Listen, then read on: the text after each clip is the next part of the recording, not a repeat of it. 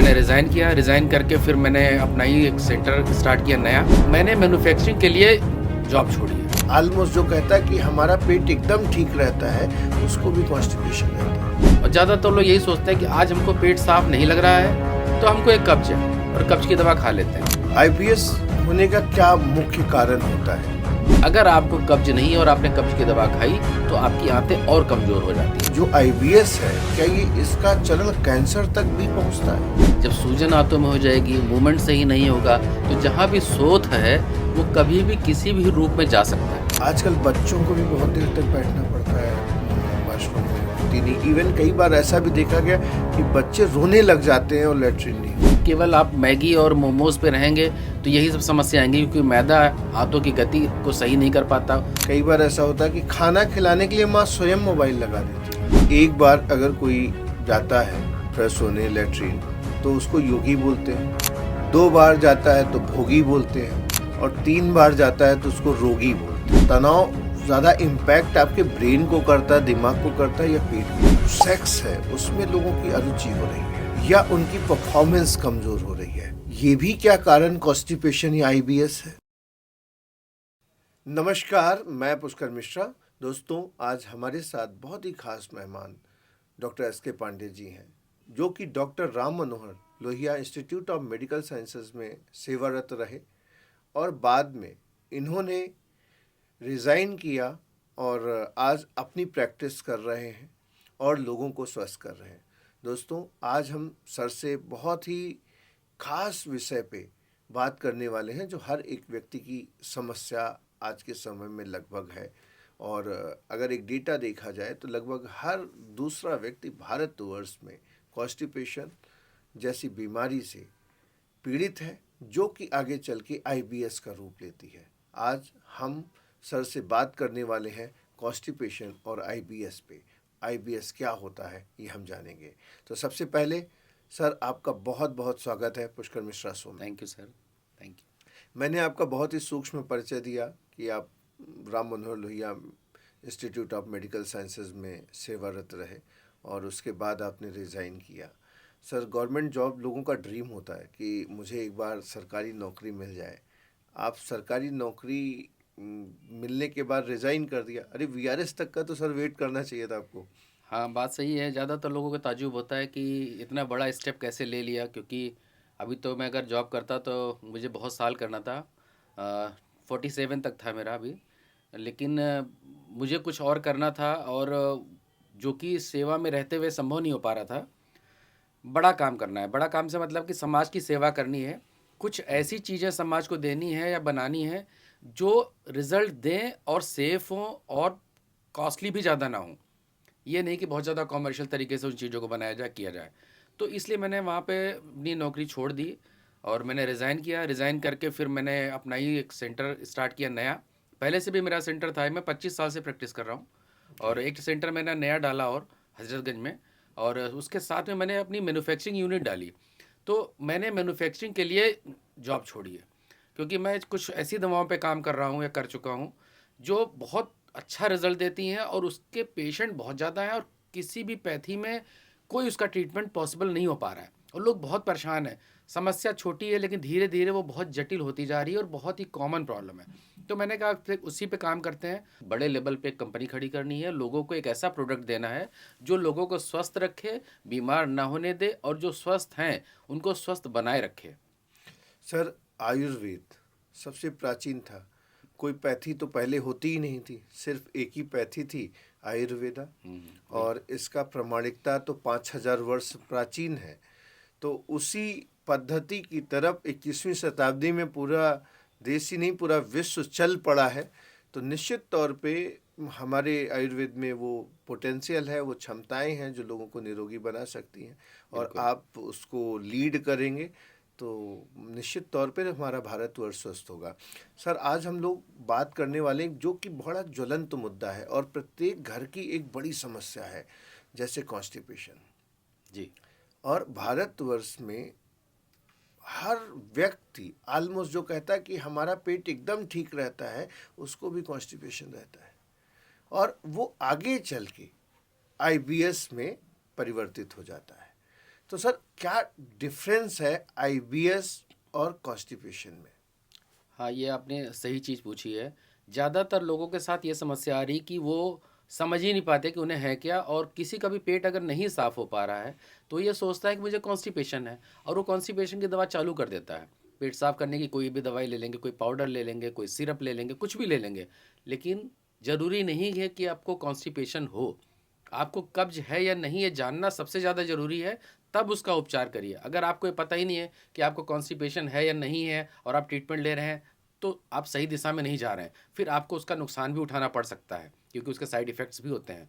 IBS में और constipation में यही फ़र्क है सर। सबसे बड़ा फ़र्क तो यही है कि अगर आपको कॉन्स्टिपेशन है, तो आपको लैट्रिन बहुत ज़्यादा टाइट होगी, स्टूल हार्ड होगा या नहीं होगा, या तो नहीं होगा या तो हार्ड होगा, ये कॉन्स्टिपेशन हुआ। लेकिन अगर आपको स्टूल हार्ड नहीं है, सेमी सॉलिड है या लिक्विड है, डायरिया हो रहा है या आपकी म्यूकस के साथ हो रहा है, लेकिन सेटिस्फैक्ट्री नहीं है, फीलिंग रहती है कि और क्लियर होना चाहिए, तो ये जो फीलिंग रहती है कि कॉन्स्टिप मतलब क्लियर और होना चाहिए, ये आईबीएस है, ये कॉन्स्टिपेशन नहीं है। और ज़्यादातर लोग यही सोचते हैं कि आज हमको पेट साफ नहीं लग रहा है, तो हमको एक कब्ज है, और कब्ज की दवा खा लेते हैं, जिसका साइड इफ़ेक्ट ये होता है कि उनको डिसेंट्री हो जाती है। आईबीएस होने का क्या मुख्य कारण होता है? आईबीएस होने का मुख्य कारण है लाइफस्टाइल डिसऑर्डर है, ये सिंड्रोम है। आईबीएस का मतलब होता है इरिटेबल बाउल सिंड्रोम। ये एक तरीके का सिंड्रोम है, तो ये लाइफस्टाइल से रिलेटेड है। जब आपकी दिनचर्या सही नहीं होगी, आपका आहार विहार सही नहीं होगा, आपकी ऋतुचर्या सही नहीं होगी, तब इस रोग की शुरुआत होती है। शुरुआत में बहुत हल्की दिक्कत होती है। शुरुआत में यही होता है कि आपको लगता है कि पेट हमारा साफ़ नहीं हो पा रहा है, जबकि लैट्रिन टाइट नहीं है, लेकिन लगता है पेट नहीं साफ़ हो पा रहा है।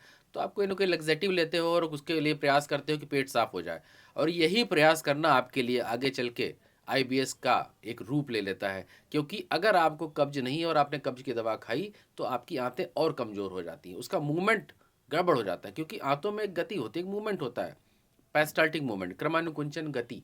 आते हमेशा इस गति से चलती रहती हैं। तो जब आपको वो गति सामान्य नहीं है, असामान्य है, तभी तो ये रोग हुआ है। और आप अगर कोई कब्ज की दवा खाते हैं, तो वो गति और डिस्टर्ब हो जाती है, आंतें और कमज़ोर हो जाती हैं। तो इसलिए ये पहले समझना ज़रूरी है कि हमें कब्ज है भी या नहीं है। अमूमन हमारे भारतवर्ष में तो जो लोग हैं वो ज़्यादातर तो पहले अपने घरेलू नुस्खे अपनाते हैं। कोई घर में है उसने बता दिया, पड़ोसी ने बता दिया, कोई और जानकार दोस्त यार मित्र है ऑफिस में काम करता है उसने बता दिया।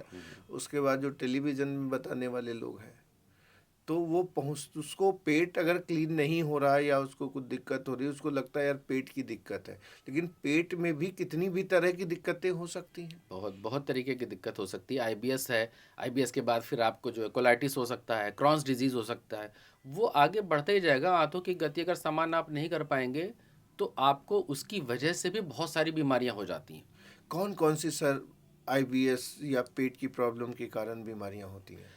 अगर आपको आईबीएस की दिक्कत है, आपकी आंतों का मूवमेंट सही नहीं है, तो आप जो भी चीज़ खाते हैं वो एब्जॉर्ब नहीं होगी, जो खाएंगे डाइजेस्ट ही नहीं होगी। जब उसका अवशोषण नहीं होगा, प्रॉपर उसको एब्जॉर्ब नहीं कर पाओगे आप, तो उसकी वजह से धीरे धीरे करके चीज़ों की डिफिशेंसी होने लगती है। खास करके विटामिन बी 12 कम हो जाएगा, विटामिन डी कम हो जाएगा, एल्बुमिन भी कम हो सकता है। अच्छा। तो इस तरीके से कुछ चीज़ों की कमी हो जाती है, स्पेशली विटामिन बी 12 और विटामिन डी बहुत तेज़ी से कम होता है।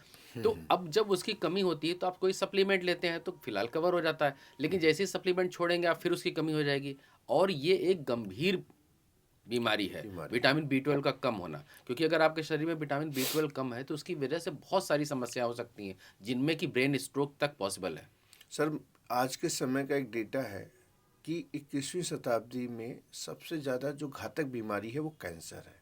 और उस कैंसर में भी सबसे ज़्यादा जो कैंसर होगा वो होगा कोलोन कैंसर, यानी पेट का कैंसर। तो ये जो आईबीएस है, क्या ये इसका चरण कैंसर तक भी पहुंचता है? कारण हो अब सकता है? आंतों में सूजन है, आपके आंतों का मूवमेंट सही नहीं, मूवमेंट सही ना होने की वजह से गैस्ट्राइटिस हो जाती है, गैस्ट्राइटिस होने की वजह से फिर धीरे धीरे सूजन हो जाती है। जब सूजन आंतों में हो जाएगी, मूवमेंट सही नहीं होगा, तो जहाँ भी शोथ है वो कभी भी किसी भी रूप में जा सकता है। अच्छा, आईबीएस और कॉन्स्टिपेशन दोनों का जो डिफरेंस है उसको अगर इंसान को कैसे समझना चाहिए? बहुत आसान है, बहुत आसान, कुछ भी नहीं है। अगर आपको स्टूल हार्ड हो रहा है या नहीं हो रहा है, लेटरिन बहुत ज़्यादा कड़ी है या नहीं हो पा रही है, तो ये कब्ज है, कॉन्स्टिपेशन है। लेकिन अगर आपको लेटरिन टाइट भी नहीं है, ढीली भी नहीं है, सेमी सॉलिड है, लेकिन सेटिस्फैक्ट्री नहीं है, ऐसा लगता है कि और क्लियर होना चाहिए, तो ये आईबीएस है। अच्छा, कैसे पता चले आदमी को कि लैट्रिन ढीली हो रही है या टाइट है? ये एक तो आम आदमी कैसे? ये तो आपको पता चल ही जाएगा, इसके लिए कुछ अलग से जैसे कोई सपोज पैरामीटर्स नहीं नहीं, चाहिए। बैठ के ताकत लगानी पड़ रही तो हाँ, इट मीन्स नहीं, टाइट है। देर तक बैठना पड़ रहा है, ताकत हाँ। लगानी पड़ रही है, हार्ड हो जाएगा तो ताकत लगानी पड़ेगी, बहुत टाइम देना पड़ेगा आपको, या प्रेशर ही नहीं बनेगा, और जब भी होगा हार्ड होगा, ये कॉन्स्टिपेशन है। अच्छा सर। देखिए, सबसे बड़ी बात जी। ये होती है कि अगर आपको कॉन्स्टिपेशन है, स्टूल आपको हार्ड हो रहा है, तो कोई लेग्जेटिव अगर आप लेते हैं, कोई भी पेट साफ करने की दवा खाते हैं, तो आपका स्टूल सेमी सॉलिड हो जाएगा, सही हो जाएगा। लेकिन अगर आपको कॉन्स्टिपेशन नहीं है और आप कोई भी लेग्जेटिव खाते हैं, तो आपका स्टूल सेमी सॉलिड नहीं होगा, वो डिसेंट्री आपको हो जाएगी, कई बार जाना पड़ेगा। ये सबसे बड़ी पहचान है। आजकल बच्चों को भी बहुत देर तक बैठना पड़ता है, वॉशरूम में होती नहीं। इवन कई बार ऐसा भी देखा गया कि बच्चे रोने लग जाते हैं और लेटरिन नहीं होती उनको। आहार विहार चेंज कीजिए ना, आप कुछ ऐसा कुछ करना पड़ेगा, फाइबर देना पड़ेगा बच्चों को। अब केवल आप मैगी और मोमोज पे रहेंगे तो यही सब समस्या आएंगी, क्योंकि मैदा आंतों की गति को सही नहीं कर पाता। दूसरी बात, आपका फिजिकल एक्टिविटी, व्यायाम, ये आपके बिल्कुल भी शरीर में अब नहीं रह गया है। कोई भी बच्चा आज के समय में खेलना नहीं चाहता। आउटडोर गेम्स में बच्चे कहाँ जाते हैं? नहीं जाते हैं, केवल घर में वीडियो गेम या कि मोबाइल में खेलते रहते हैं। अब तो वीडियो गेम भी नहीं, मोबाइल में ही खेलते रहते हैं। तो आप मोबाइल में खेल रहे हो या पढ़ रहे हो, तो आपके आपके शरीर का कौन सा व्यायाम हो रहा है? व्यायाम जरूरी है। पहले क्या था, बच्चे शाम के टाइम में कम से कम आधे एक पार्क घंटे जाते खेलते थे, थे पार्क खेलते में थे। जाके। अब पार्क में कुछ भी नहीं है। अब पार्क में बहुत होगा तो आपको कुछ बुजुर्ग लोग टहलते मिल जाएंगे। माँ बाप भी अपने पिंड काटने के लिए, वो लोग कहते हैं ना कि बच्चा शैतानी कर रहा है या इधर उधर कर रहा है, उनको डिस्टरबेंस हो रहा है, तो वो भी मोबाइल पकड़ा देते हाँ, हैं। बच्चा खाना खा ले, छोटा बच्चा है, मैं देखता हूँ अमूमन कई बार ऐसा होता है कि खाना खिलाने के लिए माँ स्वयं मोबाइल लगा देती है। हाँ, तो नहीं, ये गलत चीज़ है ना। अब मोबाइल की आदत अगर बच्चे को रहेगी, या कि बच्चा अगर पढ़ने जा रहा है तो भी अगर ज़्यादा मोबाइल यूज़ कर रहा है, तो उसकी आंखों पे भी असर आ रहा है, शरीर पे भी असर आ रहा है, दिमाग पे भी असर आ रहा है, उसकी सोचने की क्षमता कम हो जाती है। अगर आप ज़्यादा मोबाइल लगातार यूज़ करते हो तो आप कुछ अच्छा सोच नहीं पाओगे, क्योंकि आपकी विजिबिलिटी कम हो जाती है लाइफ में कुछ भी सोचने की। आप सामाजिक नहीं रह जाते, सबसे बड़ी बात तो ये है। आप सेल्फ सेंटर्ड होते जाएंगे, अपने अलावा कुछ भी नहीं दिखेगा आपको। आप बगल में बैठा आदमी, आप उससे बात ही नहीं करेंगे, मोबाइल देखते रहेंगे, ये तो सेल्फ सेंटर्ड आज हो जाएंगे। तो ये तो आजकल डिप्रेशन की तरफ जाने का एक रास्ता बना रहे हैं ना, उसको रोकना होगा। एक टाइम था सर कि एक टीवी होती थी, पूरा घर नहीं मोहल्ला साथ बैठ के देखता था। फिर बिल्कुल। घर घर में टीवी हो गई। हम्म। जब घर घर में टीवी हो गई तो पूरा घर साथ बैठ के देखता अब था। कमरे कमरे में टीवी हो गई है। कमरे कमरे में टीवी हो गई। तो अभी आप इसका देखिए साइड इफेक्ट क्या है। कौन किसी से बात नहीं कर रहा है, न कुछ हो रहा है। पहले टीवी एक जगह होती थी, साथ में बैठते थे, खाना एक जगह साथ खाते थे। अभी कुछ भी नहीं है, सेल्फ सेंटर्ड लोग होते जा रहे हैं। फैमिली वैसे ही हम लोगों की छोटी होती जा रही है, उसमें भी हम लोग सेल्फ सेंटर्ड हो रहे हैं। तो ये जो डिप्रेशन की तरफ हम अपनी आने वाली जनरेशन को लेके जा रहे हैं, वो बच्चे कहाँ कहाँ समाज में घुल मिल पाएंगे। क्या सर, मानसिक तनाव, जो ये सेल्फ सेंटर्ड होना या डिप्रेशन या स्ट्रेस, ये जो चीज़ें हैं, ये भी आईबीएस के लिए रिस्पॉन्सिबल होती है? बिल्कुल रिस्पॉन्सिबल होती हैं। अगर आपको बहुत ज़्यादा स्ट्रेस रहता है, मानसिक तनाव रहता है, तो आपको आईबीएस की समस्या हो सकती है, बिल्कुल हो सकती है आने वाले टाइम में, और आपको रिकवर करने में भी दिक्कत आएगी। आईबीएस जैसी बीमारी यदि किसी को हो जाती या आपसे मिलता है, क्योंकि आम आदमी तो ये जान ही नहीं पाता, उसको यही लगता है कि पेट की समस्या है। पेट की समस्या में समस्या क्या है, वो ये नहीं समझ यही पाता। बताने की कोशिश तो मैं कर रहा हूँ कि जी। आपको ये पता हो, लोगों को ये पता हो कि भाई आईबीएस और कॉन्स्टिपेशन में क्या फ़र्क है। कहीं हम गलत दवा तो नहीं खा रहे हैं। हम आईबीएस समझ, कॉन्स्टिपेशन समझ के दवा खा रहे हो, और हमें आईबीएस हो, तो दवा कैसे फ़ायदा करेगी? नुकसान ही करेगी उल्टे। तो कम से कम इससे तो अच्छा है कि आप कब्ज की दवा ना खाएं, तो नुकसान तो नहीं होगा। आईबीएस में क्या खाना चाहिए? आईबीएस में खाने के लिए सबसे इम्पोर्टेंट चीज़ ये है कि आप दही ले सकते हैं, मट्ठा ले सकते हैं, सलाद में गाजर प्याज टमाटर ले सकते हैं, फाइबर डाइट लीजिए, पत्तेदार सब्जियां कम प्रयोग करिए। खा सकते हैं, ऐसा नहीं है, लेकिन कम लीजिए। फल में खास करके मौसम के फल खाने चाहिए। अमरूद फ़ायदा करेगा, अमरूद है, पपीता है, नाशपाती है, संतरा है, ये सब फ़ायदा करता है।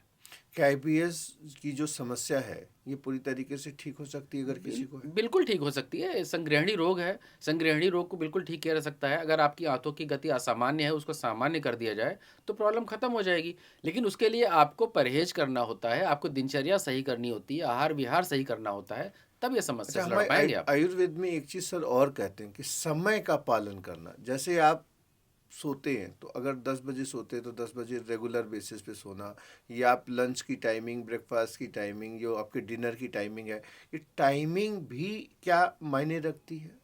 अगर आप आईबीएस को ठीक करना चाहते हैं, जी सर।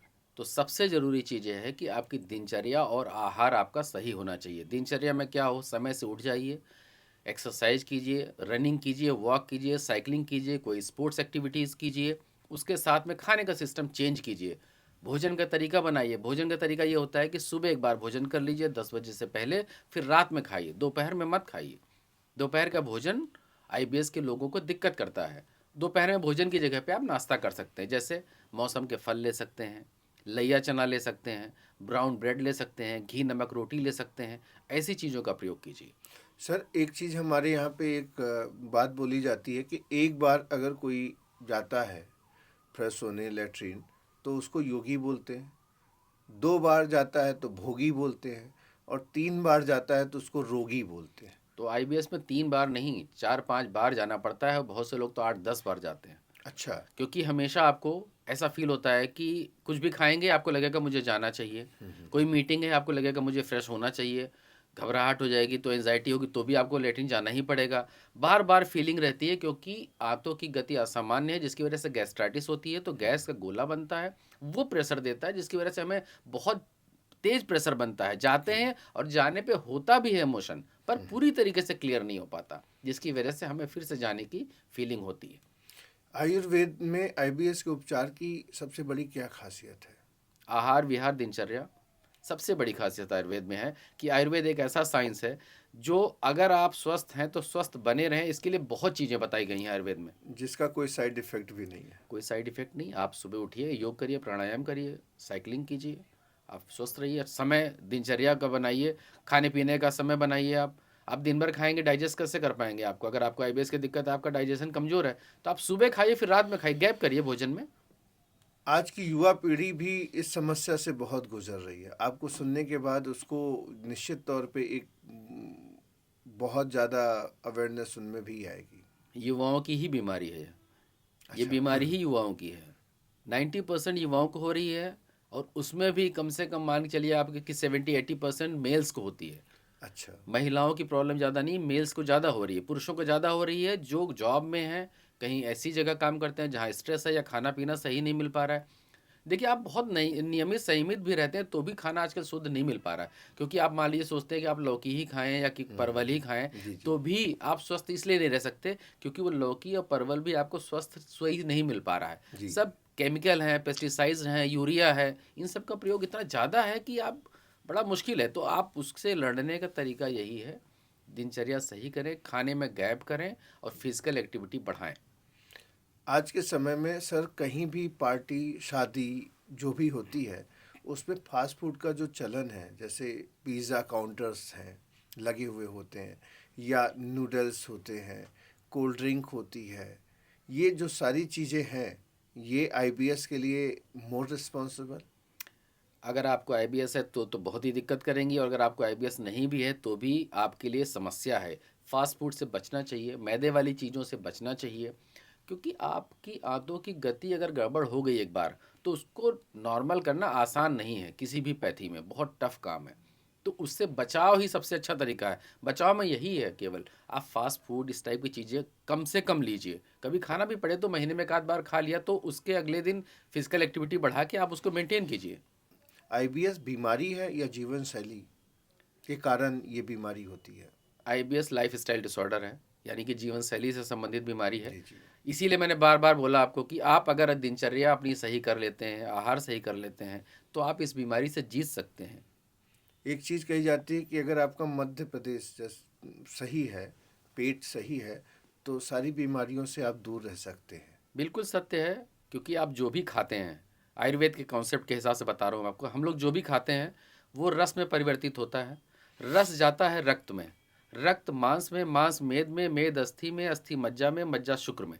ये एक डाइजेशन की प्रक्रिया है। तो जो रस हमारा बना है, जो रक्त मिल रहा है, खून में मिल रहा है, अगर वो सही होगा, स्वस्थ होगा, तो बीमारियों को नहीं उत्पन्न करेगा, बल्कि आपको अच्छा स्वास्थ्य देगा। लेकिन अगर आपका डाइजेशन खराब है, आपने जो खाया पचा ही नहीं आपको, और उसके बाद वो जाके रक्त मिल रहा है, तो वो तो किडनी को जो फिल्टर करना पड़ेगा, तो यूरिक एसिड बढ़ ही जाएगा आपका। जी जी।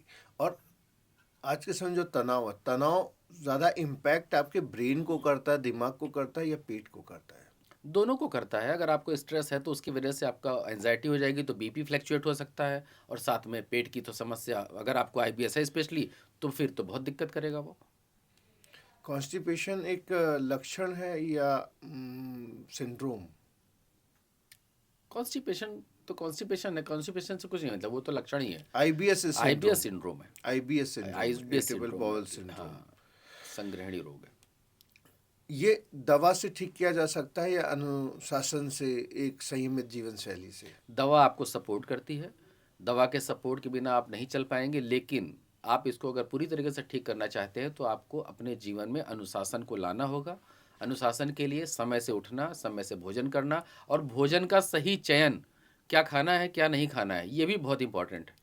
सर, आप अभी बता रहे थे कि आपने आईबीएस के लिए एक प्रोडक्ट डेवलप किया है, एक चीज़ बनाई है। क्या आप बताना चाहेंगे उसके बारे में लोगों को? मैंने पिछले 25 साल में कोई ऐसा पेशेंट नहीं है, अगर किसी को, जब अब से 25 साल पहले तो लोग आईबीएस की चर्चा भी नहीं करते जी थे, जी सर। मैंने तो तब इस प्रोडक्ट को बनाया था। इसका नाम है कोलिकोस। कोलिकोस पाउडर है। इसकी खासियत यह है कि ये इंटेस्टाइन के मूवमेंट्स को रेगुलेट करता है, जिसकी वजह से धीरे धीरे करके आपकी आंतों की गति सामान्य होती जाती है। आप जो चीज़ें खाते हैं डाइजेस्ट होती है, जिसकी वजह से फिर गैस्ट्राइटिस नहीं होती है, पेट में भारीपन नहीं होता है, और जो चीज़ें आप खाएंगे वो एब्जॉर्ब होंगी, तो उसकी वजह से फ़ायदा ये मिलता है कि आप जो सुस्ती, थकान महसूस करते हैं, फ्रेशनेस नहीं फील करते हैं, आप एनर्जेटिक जो नहीं फील करते हैं आईबीएस की वजह से, ये भी सब समस्या धीरे धीरे करके समाप्त हो जाती है। अगर कोई इसको लेना चाहे तो कैसे खरीद सकता है, कैसे कब मिल सकता है उसको? ये प्रोडक्ट हमारा ऑनलाइन हर जगह अवेलेबल है। Amazon, Flipkart, Tata one M G, सारे प्लेटफॉर्म पे, सुसैन पे भी है, सब जगह अवेलेबल है। आप इसको सर्च करके कहीं से भी मंगा सकते हैं। और इसकी खासियत ये है कि ये सिर्फ 7 दिन के अंदर रिजल्ट देना स्टार्ट कर देता है। ओके। 7 दिन आप खाएंगे, 7 दिन में आपको फ़र्क लगेगा, चाहे आपकी 10 साल की प्रॉब्लम हो, चाहे आपकी 20 साल की परेशानी हो, 7 डेज़ में रिजल्ट मिल जाएगा। एक चीज़ लोग सर बोलते हैं आयुर्वेद में, आयुर्वेद के लिए, कि आयुर्वेद जो है ना बड़ा स्लो काम करता है। गलत बोलते हैं, डिपेंड करता है प्रॉब्लम पे। अगर किसी को अर्थराइटिस की दिक्कत हो तो समय लगना ही है, हड्डी कोई तुरंत तो ठीक नहीं कर सकता ना। लेकिन पेट की प्रॉब्लम के लिए, लीवर की प्रॉब्लम के लिए आयुर्वेद से तेज कोई दवा नहीं काम करती। मैं तो बता रहा हूँ, अगर आपको आईबीएस की दिक्कत है, आपको कोलाइटिस है, आपके पेट में दर्द हो रहा है, आप एक कोई पेन किलर खा के देखिए, कोई एंटीबायोटिक खा के देखिए एक तरफ, दूसरी तरफ कोलिकोज खा के देखिए। कोलिकोज अगर एंटीबायोटिक और उस पेन किलर से जल्दी रिजल्ट ना दे तो कहिएगा, इतना इफेक्टिव है कि खाने के 1 घंटे के अंदर रिजल्ट देता है। एलोपैथी दवाइयाँ भी कॉन्स्टिपेशन पैदा करती हैं क्या? बहुत सारी मेडिसिन से उनके साइड इफ़ेक्ट्स होते हैं, वो बाकायदा लिख के कंपनी देती हैं, आपको उसके हिसाब से उसका चयन करना चाहिए। सर, अमूमन मैंने एक चीज़ देखी है कि जब भी कोई डॉक्टर एलोपैथी मेडिसिन प्रेस्क्राइब करता है, बड़े से बड़ा, छोटे से छोटा, तो वो एंटासिड ज़रूर देता है। जैसे पैंडी अमूमन पत्ते में रहती है, डॉक्टर कहते हैं इसको सबसे पहले आपको खाली पेट खाना है। देखिए, यही इस अंतर है जी आयुर्वेद सर। में और मॉडर्न मेडिसिन में, एलोपैथ में, कि वहाँ पे क्या है, जो भी मेडिसिन दी जा रही है उसके साइड इफ़ेक्ट्स हैं, जिसके बचाव के लिए भी 1-2 दवाएँ दी जाती हैं, चाहे वो कोई एंटासिड दिया जाए या कोई विटामिन की कैप्सूल या टैबलेट्स दी जाएँ। आयुर्वेद में इसके उल्टा है। आयुर्वेद में अगर आप मान लीजिए कोलिकोस पाउडर ले रहे हैं, तो उसका साइड इफ़ेक्ट ये है कि वो आपको गैस होने नहीं देगा, गैस को ठीक कर देगा अपने आप ऑटोमेटिक। आपके पेट का भारीपन खत्म करेगा, आपके डाइजेशन को इम्प्रूव करेगा, आपकी पाचन शक्ति को बढ़ाएगा, जिसके बाद आपको विटामिन की गोली नहीं लेनी है। उल्टे आप जो खा रहे हैं उसमें जो विटामिन्स हैं, प्रोटीन्स हैं, वो आप एब्जॉर्ब कर पाएंगे, और जब आप एब्जॉर्ब कर पाएंगे, अवशोषित कर पाएंगे, तो आप सब चीज़ें मिलने लगेंगी, तो किसी चीज़ की ज़रूरत ही नहीं है। That's great sir. मुझे उम्मीद है आपको सुनने के बाद लोगों का जो थॉट प्रोसेस है वो निश्चित तौर पे चेंज होगा। और आयुर्वेद, क्योंकि मॉडर्न मेडिसिन, वेस्टर्न कल्चर हमारी कंट्री में इस कदर लोगों को प्रभावित किया, और यह कह सकते कि देश में लोगों को जल्द रिजल्ट की जो एक कॉन्सेप्ट डेवलप हो गया कि हमें तत्काल रिजल्ट मिल जाए। सर दर्द हो रहा है, दर्द क्यों हो रहा है ये जानने के बजाय वो सर दर्द की एक गोली खाना प्रेफर करते हैं। बिल्कुल। तो उस कारण से मॉडर्न मेडिसिन ग्रो तो किया, लेकिन now time for our ancient. देखिए इस चीज़ में मैं यही कहूँगा कि देखिए हर पैथी अच्छी होती है, कोई ख़राब नहीं होती है, सबकी अपनी लिमिटेशंस हैं, उसके हिसाब से उनको काम करना चाहिए। मैं किसी की बुराई नहीं कर रहा हूँ, वो भी अच्छी है, ये भी अच्छी है, लेकिन दोनों में एक ये फ़र्क है कि अगर आपको कुछ बीमारियाँ ऐसी हैं जो लाइफ स्टाइल से रिलेटेड है, जैसे डायबिटीज़ हो गई आपको, हाई ब्लड प्रेशर हो गया है, कोलेस्ट्रॉल बढ़ रहा है, गैस्ट्रो की कोई भी परेशानी है, चाहे वो गैस्ट्राइटिस हो, चाहे वो एसिडिटी हो, चाहे पाइल्स हो, चाहे कॉन्स्टिपेशन हो, कुछ भी हो इस टाइप की दिक्कत, या लीवर की कोई प्रॉब्लम है, इन सब बीमारियों में आपको आयुर्वेद अपनाना चाहिए, क्योंकि ये सिर्फ लक्षणों को नहीं ठीक करता, आयुर्वेद आपके लक्षणों के साथ साथ समस्याओं को भी ठीक करता है, क्योंकि ये वात पित्त आधारित साइंस है। अगर आपका वात पित्त कफ तीनों दोस्त अगर संतुलित हैं तो रोग तो अपने आप समाप्त हो गया। बिल्कुल सर, बिल्कुल।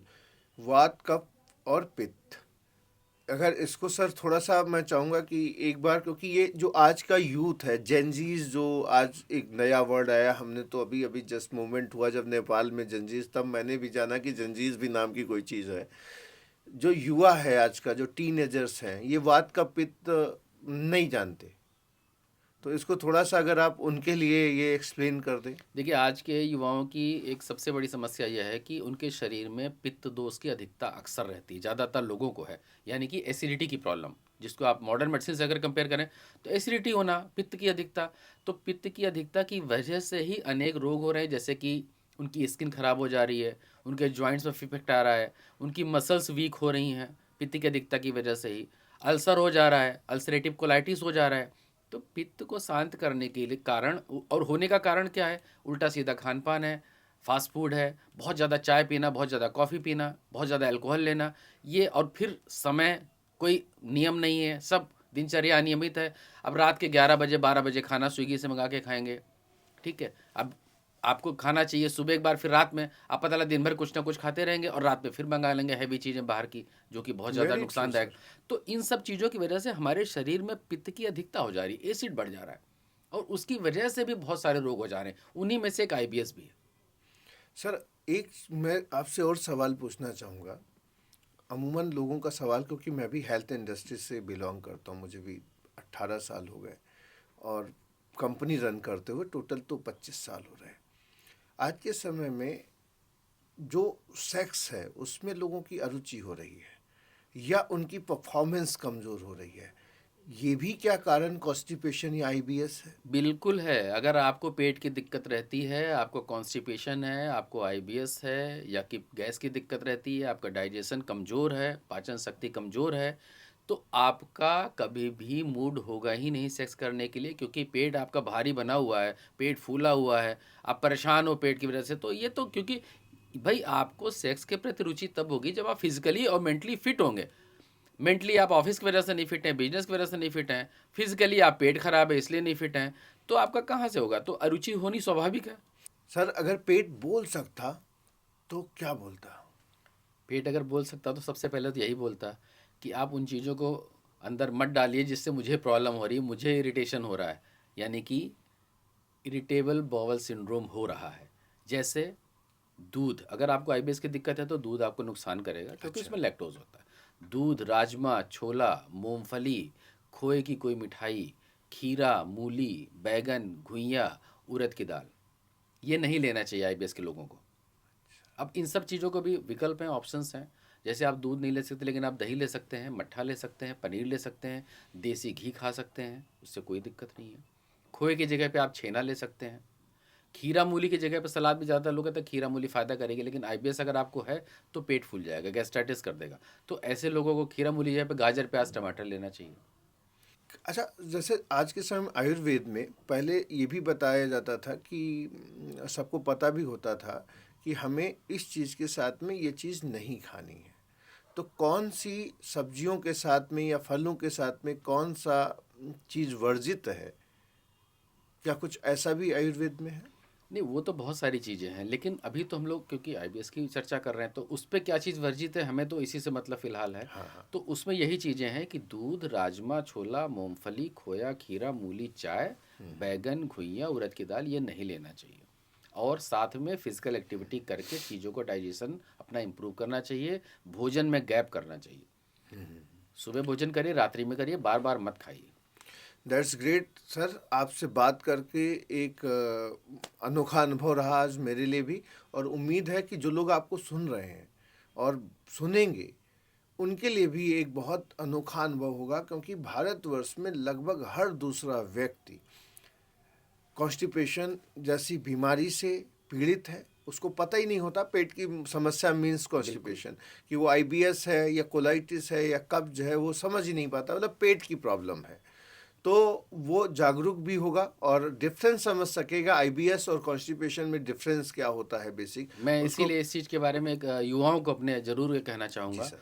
कि मेरा उनसे ज़रूर अनुरोध है कि युवाओं को ये चाहिए कि खाने में थोड़ा सा ध्यान दें, क्योंकि आप बहुत चीज़ों को तो नहीं कंट्रोल कर सकते, क्योंकि आप खेती करने नहीं चले जाएंगे, लेकिन खाने में ध्यान दें। जैसे कि मैदे वाली चीज़ें कम से कम प्रयोग करें, फास्ट फूड कम से कम प्रयोग करें, और सबसे इम्पोर्टेंट फिजिकल एक्टिविटी ज़रूर करें, क्योंकि उसके बिना आप स्वस्थ नहीं रह सकते।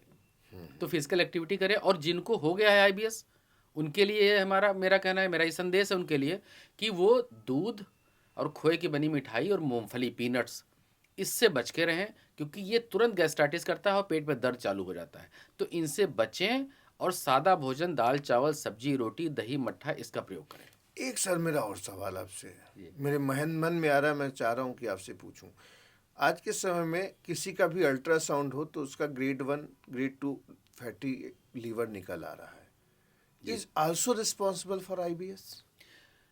नहीं, अगर आपको आईबीएस की दिक्कत है तो उसकी वजह से डाइजेशन खराब होने की वजह से ऐसा हो जाता है कई बार, लेकिन बेसिक रीज़न इसका यही है कि आप जितना एनर्जी ले रहे हैं, जितनी चिकनी चीज़ें खा रहे हैं, उतनी आप फिजिकल एक्टिविटी नहीं कर रहे हैं। आपका बैठने का काम है या ऐसा कुछ काम है, तो आप फिजिकल एक्टिविटी नहीं करेंगे तो लीवर तो फैटी हो ही जाएगा। तो फैटी लीवर अगर आपको ठीक करना है या ना होने देना, बल्कि हम तो कहेंगे कोई भी बीमारी होने के पहले आपको ना होने पाए, इस पर ज़्यादा ध्यान देना चाहिए। तो अगर आपको चाहते हैं कि फैटी लीवर ना हो, आपको आईबीएस ना हो, आपको कॉन्स्टिपेशन ना हो, तो उसके लिए कुछ भी नहीं, सिंपल चीज़ है, सिंपल कॉन्सेप्ट है। केवल इतना करना है, सुबह समय पर उठ जाइए, वॉक पे जाइए, रनिंग करिए, कोई गेम खेल लीजिए। उसके बाद खाने का सिस्टम ये कर लीजिए कि एक बार भोजन सुबह करिए और फिर रात में करिए। बार बार मत खाइए, केवल इतना करिए, जो चाहते हैं सब खाइए, लेकिन सिर्फ 2 बार, सुबह और फिर रात में। अब पीने वाले अब पीने वालों के लिए यह है कि ना पिए तो अच्छा है, अगर पी रहे हैं तो कम से कम पिए। डॉक्टर सरीन जानते होंगे आप जरूर, लीवर स्पेशलिस्ट है। उनसे किसी ने पूछा कि एक व्यक्ति कितने पैक ले सकता है, तो आपके अनुसार सर कितने पैक ले सकता एक है व्यक्ति 2 पैक तक ले सकता है, डेली? डेली भी ले सकता है, लेकिन उसका तभी वो ले सकता है अगर वो फिजिकली फिट है और आप सुबह एक्सरसाइज कर रहे हो आप, और साथ में उसके कुछ भी खाने की ज़रूरत नहीं है, पर अच्छा, सीधे उसके बाद भोजन करिए। वो टंगड़ी नहीं, कुछ नहीं, उसके साथ में कुछ भी चिकनी चीज़ नहीं खाना, क्योंकि आप अगर ऑयली फूड लेते हैं तो वो स्टमक में कोटिंग कर देता है, जिसकी वजह से फिर अल्कोहल को एब्जॉर्ब होने में भी प्रॉब्लम आती है। अल्कोहल और मांस, आइदर चिकन और मटन। बॉयल्ड लेना चाहिए ना, लोग समझते नहीं ना अपने देश में। अच्छा। यहाँ तो चिकनी, मतलब तेल मसालेदार चाहिए, ऐसा चाहिए ना, वो नहीं चाहिए। अगर आप अल्कोहल ले रहे हो, उसके साथ में अगर नॉनवेज खाते हैं, तो आपको बॉयल्ड लेना चाहिए। वैसे भी कुछ भी नॉनवेज का है, अगर प्रोटीन के लिए आप खा रहे हो तो बॉयल्ड लो ना। अगर आप उसमें ऑयल ऐड कर देते हो तो फिर वो कहाँ, कुछ भी नहीं मिल पाएगा आपको प्रोटीन। बॉयल लीजिए, बॉयल्ड खाना चाहिए। बॉयल खाना चाहिए। और वेजिटेबल्स भी बॉयल लेने चाहिए। आप ब्रोकली ले सकते हैं, सेम ले सकते हैं, गाजर ले सकते हैं। इन सब चीज़ों को बॉयल करके एक सलाद तैयार कर लीजिए, आप ड्रिंक के साथ वो ले लीजिए। एक चीज़ और सर पीते हैं लोग, सिगरेट। वो भी आईबीएस का के लिए रिस्पॉन्सिबल है? नहीं, अब वो आईबीएस वाले हो सकता है टेंशन की वजह से ज़्यादा पी लें, हाँ, उसका आईबीएस से कोई लेना देना लेकिन नहीं। उसका आईबीएस। लेकिन अमूमन क्या होता है ना अपने देश में, जैसे सुबह सो के उठे तो बोले चाय यार पिलाओ तो थोड़ा प्रेशर बने, तो जो खैनी घिसने वाले अपना खैनी घिसते हैं और दबाते हैं ओठ के नीचे अपन, वो उससे प्रेशर बनाते हैं। तो जो चाय से बनाते हैं। फूंक मार के कुछ लोग बनाते हैं। तो खाली पेट चाय पीना ठीक नहीं है। आपको अगर चाय पीना ही पड़ता है प्रेशर बनाने के लिए वैसे भी, तो उसका तरीका ये होता है कि चाय पीने के पहले 1 गिलास पानी पी लीजिए। पानी गुनगुना अगर नॉर्मल पानी पी लीजिए, उसके बाद तब चाय पीजिए, तो उसका थोड़ा साइड इफेक्ट कम हो जाएगा। कुछ लोग कहते हैं सर कि शुरुआत जो दिन की है वो गुनगुने पानी से करें। तो गुनगुना चाय तो पी ही रहे हैं आप। अच्छा, चाय चाय में भी चाय चेंज तो कर आप सकते पियेंगे हैं, ही, ग्रीन चाय टी तो पी मानेंगे सकते नहीं आप। हैं। तो चाय जब पी ही रहे हैं तो वो तो गर्म ही है, फिर गरम अलग है। से क्या लेना है उसमें। That's great sir. बहुत अच्छा आपसे लगा मुझे बात करके। मुझे उम्मीद है कि हमारी जो देश में ये कॉन्स्टिपेशन, आईबीएस, कब्ज, कोलाइटिस जैसी जो आज के समय मेजॉरिटी लोगों की प्रॉब्लम है, वर्ल्ड हेल्थ ऑर्गेनाइजेशन कह रहा है कि 21वीं शताब्दी में जो सबसे ज़्यादा मृत्यु होंगी वो कैंसर से होंगी, और उसमें जो सबसे बड़ा कारण होगा वो कोलन कैंसर होगा। तो मैं आप सभी से कहूँगा कि prevention is always better than cure. Yes जैसा ऑफ डॉक्टर कोर्स। साहब ने कहा कि बीमारी होने मत दो, उससे पहले उसको सही रखो। और अगर हम सब यही सोच लेंगे तो हम स्वयं को, अपने परिवार को, अपने प्रियजनों को सदैव और सदैव के लिए स्वस्थ रख सकेंगे। लास्ट मैसेज सर कुछ अगर आप देना चाहें। लास्ट मैसेज यही है कि आप स्वस्थ हैं, स्वस्थ बने रहें, इस पे ज़्यादा ध्यान दीजिए, क्योंकि स्वास्थ्य सबसे अमूल्य है, इससे इम्पोर्टेंट कोई चीज़ नहीं है। अगर आप फिजिकली फिट नहीं हैं और एक बार बीमार हो जाते हैं, अस्पताल के चक्कर लगाते हैं, तो जीवन में कुछ नहीं बचता। तो आपको जो भगवान ने दिया है स्वास्थ्य, उसको संभाल के रखिए, सजो के रखिए और उसका ध्यान रखिए। जिन चीज़ों से आपको पता चलता है कि प्रॉब्लम हो रही, उन चीज़ों को अवॉइड करिए, छोड़ दीजिए। जो भी व्यक्ति सफ़र कर रहा है वो ज़रूर एक बार एस के पांडे सर से मिले। आप लखनऊ बेस्ड हैं, गोमती नगर में आपका क्लिनिक है, और आपकी जो कांटेक्ट डिटेल है आपको नीचे पॉडकास्ट में मिल जाएंगी। धन्यवाद सर आपका, धन्यवाद आप सभी का सुनने के लिए। Thank you. अगर आपको ये पॉडकास्ट पसंद आए तो ज़रूर लोगों के साथ साझा करिएगा, क्योंकि ये बहुत ही इम्पोर्टेंट इन्फॉर्मेशन है आज के समय में प्रत्येक व्यक्ति के लिए। Thank you very much sir thank you sir. For joining me today. Thank thank you. You.